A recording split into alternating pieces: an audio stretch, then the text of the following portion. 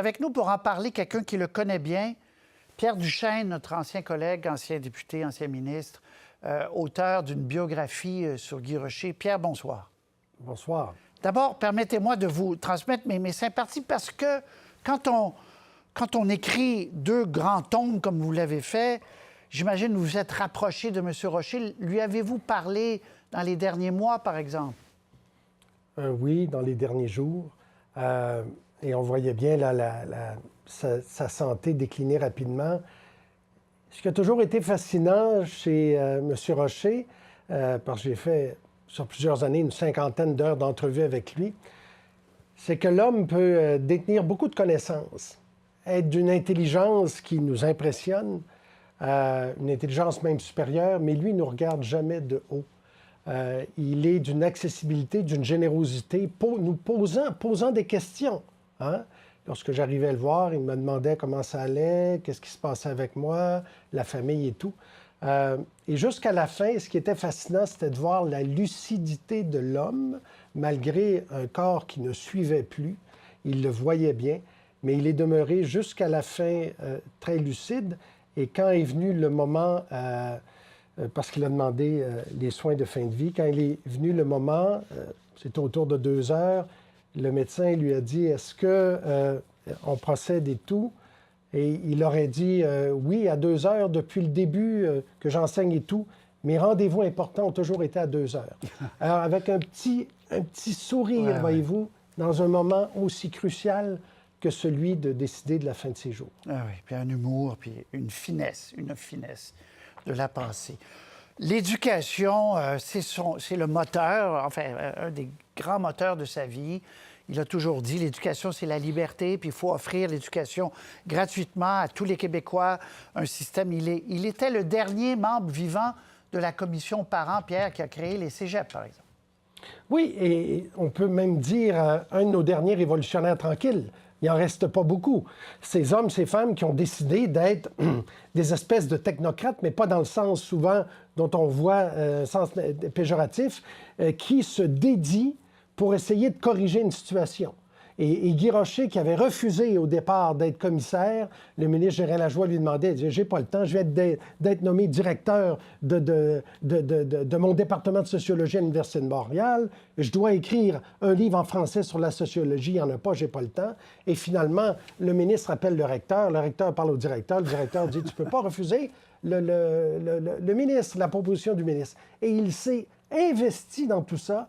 Et il a vu les inégalités. Il a vu que le cours classique, qui pouvait être de qualité, était finalement élitiste. C'était 2 à 5 des garçons au Québec qui avaient accès au cours classique. Donc, pas de cours secondaires publics. Et lui dit, avec ses commissaires, parce qu'il a réussi à être un médiateur aussi entre ses commissaires, pour arriver avec des propositions unanimes, de dire, il faut maintenant une école secondaire publique, mixte, un ordre d'enseignement intermédiaire avant l'université. On invente les cégeps. C'est une invention québécoise, ça. Et puis, une deuxième université, entre autres, francophone au Québec, parce qu'il voyait, comme sociologue, où la société allait être. L'industrialisation rapide, l'avancée de la technologie. Et il s'est dit, il nous faut à la fois des bons techniciens au cégep et puis une approche savante aussi pour tout ce qui s'en vient. Et il fallait une grande laïcisation du système d'éducation, c'était les communautés religieuses. Et là-dessus, jusqu'à la fin, il a milité, il a appuyé même Bernard Drinville sous Mme Marois qui avait offert la Charte des valeurs. Il n'y avait pas le mot, mais peu importe. Et il a été là-dessus cohérent jusqu'à la fin, là. Oui, parce qu'au début de sa vie, dans les années 60, c'est un croyant, un catholique. Il a même voulu être dans les Dominicains quand il était jeune. Il était novice pendant 4 mois. Il s'est aperçu que ça ne marchait pas pour lui. Mais donc, un croyant, mais qui se dit l'Église catholique n'est plus capable, est essoufflée, est incapable, c'est élitiste. Donc, elle formait les professeurs, elle déterminait la matière. Tout était dirigé. Et c'était un sous-secrétariat, un petit département. Il n'y avait pas de ministère de l'Éducation. Donc, il dit il faut enlever tout ça là, à la religion et s'assurer de mettre ça entre les mains d'un État, de respecter la liberté de conscience des enfants et d'être neutre dans tout ce domaine. Et il va rester cohérent. D'ailleurs, certains, des fois, disaient, oui, mais vous savez, les nouvelles chartes, les nouvelles questions sur la laïcité, est-ce que ce n'est pas à l'égard d'une religion en particulier? On parle beaucoup de la religion musulmane, le voile et tout ça. Bien, il faut bien connaître le parcours de Guy Rocher pour voir que la laïcisation, c'était contre les religions, et à l'époque, c'était en réaction à une religion qui était la religion catholique, qui était beaucoup trop puissante. Alors, il n'y avait pas de posture sur une religion particulière, c'était de voir comment une institution religieuse écrasait les autres et empêchait, malheureusement, un développement, dans ce cas-ci, une scolarisation. Et là aussi, un engagement. Vous le disiez tout à l'heure, on s'est parlé, il n'est pas resté dans sa tour d'ivoire université. Il est allé à la commission parents. Il est allé ensuite sous-ministre. Il a aidé à rédiger la Charte de la langue française. Donc, le sociologue qui sait que des gestes peuvent faire avancer la société, que des réformes peuvent faire avancer la société. Un sociologue de l'action.